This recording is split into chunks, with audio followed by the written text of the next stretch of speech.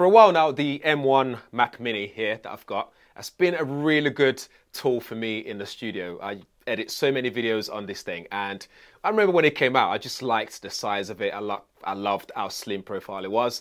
It didn't take up so much space at all, but I had some qualms with it in terms of things like how many ports are available and all that kind of stuff.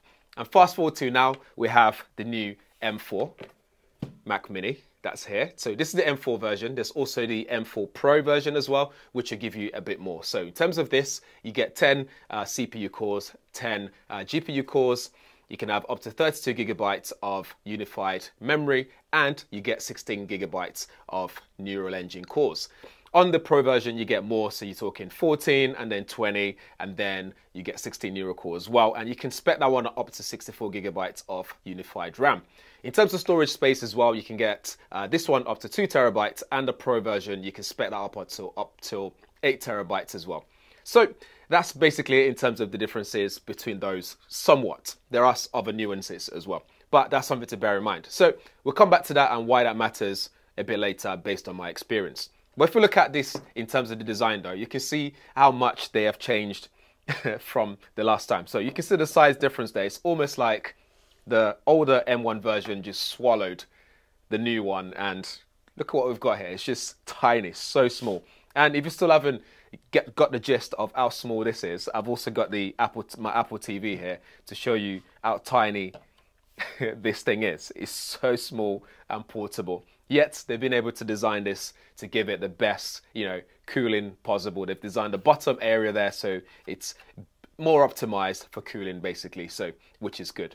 Let's look at some of the differences and what's new though. So if you look on the back of both of them, so the old one, the M1 Mac Mini and the M4 Mac Mini there, so the charge is still there, same as always. The power button's moved from what used to be on the side is now on the bottom of the new M4 Mac Mini. Let me know what you think of that in the comments below.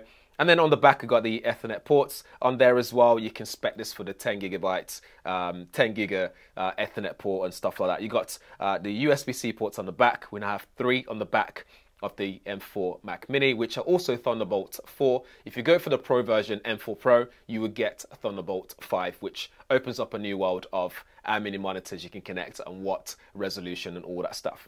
We've got full HDMI ports still on both, and also before we used to have the 2 USB-A ports, so full USB-A and headphone jack used to be at the back, but now we don't have those USB-A ports anymore. And on the front of the new one, we get 2 new USB 3 ports, USB-C ports, and also headphone jack is on the front now. So, which is good. It means it's just easier to reach for those. So if you're going to plug in your headphones, it's just right at the front there rather than trying to reach to the back of this, which used to be an issue for me actually.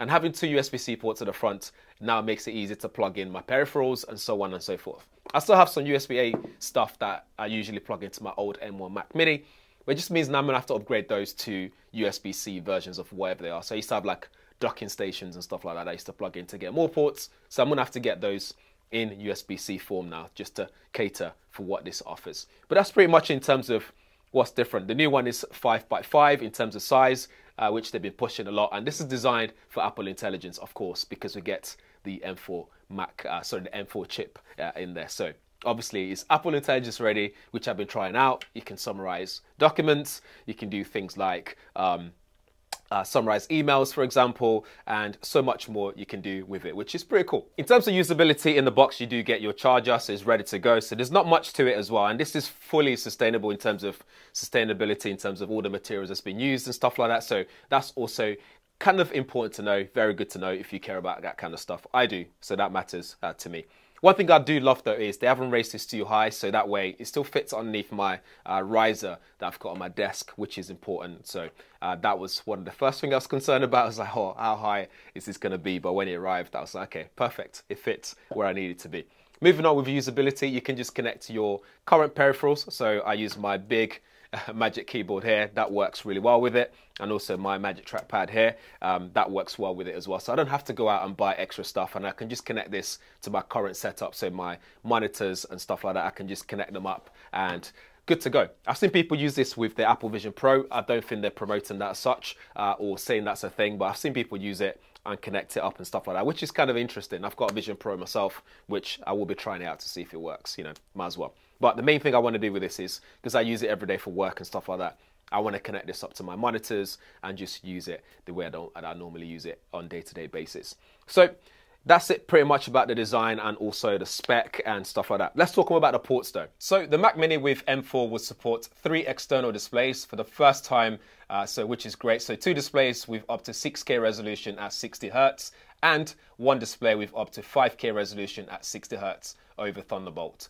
Mac Mini with M4 Pro, that will support 3 external displays, so 6K displays over Thunderbolt or HDMI. So that's what you get when it comes to that ports and what they're capable of. So one of the questions that you're going to start thinking is, which one is the right one for me? Do I go for the M4? Do I go for the M4 Pro? And if I go for the M4, what kind of specifications should I go for? I'll come back to that shortly. But let's talk about the performance. When it came to performance, this is no doubt one of the best performing units you'll ever buy, because honestly, the M4 chip just works really well. When it comes to playing with exporting videos on Final Cut Pro, it just works really well. All the AI features works so much faster. Regardless of which one you go for, they support advanced media engine with ProRes, and basically that just means they support hardware acceleration for most of the popular video codecs for watching and creating content. So for someone like me who creates content, that works really well. It just means I have hardware ProRes acceleration that let me work with multiple streams of high quality content. As far as performance goes for me, this handles everything that I do on day-to-day basis.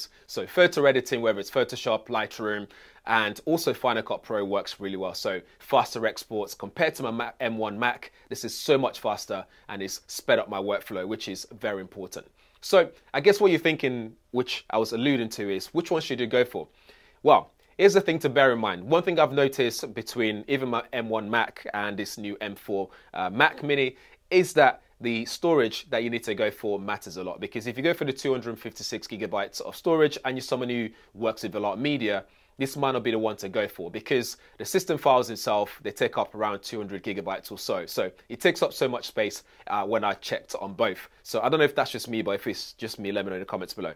But it takes up so much space, which means 256 gigabytes of internal storage is not enough. So you should go for 1 terabyte, which means at least you get more space to play with and then connect your external storage onto it to work with other files that you might be working with.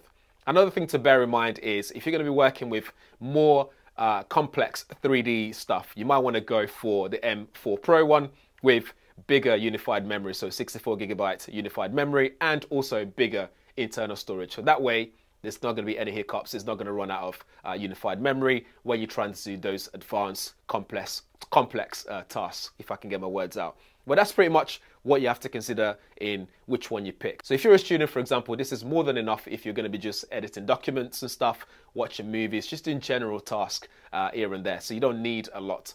You can always connect your external storage to store your documents, to store files. Because another thing to bear in mind is if you have the 256 gigabytes version and you turn on your iCloud photo stuff, and I've got loads of photos, as soon as you hit download and it started downloading it to my local computer, I just ran out of space straight away. So I had to get rid of all those and get rid of stuff that I don't use anymore and whatnot to make sure I have enough space for that. So basically what I'm getting at is if you're going to pick one of these, just think about what you're going to be doing with it and what's more important to you. So you pick the right one for your user needs. But whichever one you go for, the M4 chip in there is absolutely amazing, and you're going to really enjoy this in terms of how well it handles day-to-day tasks, photo editing, video editing, all that kind of stuff. So yeah, that's pretty much my experience with it. And honestly, I'm just happy with it because yeah, it's nice to have something that's taking up smaller space than the M1 Mac Mini and also M4 treatment. I know, great.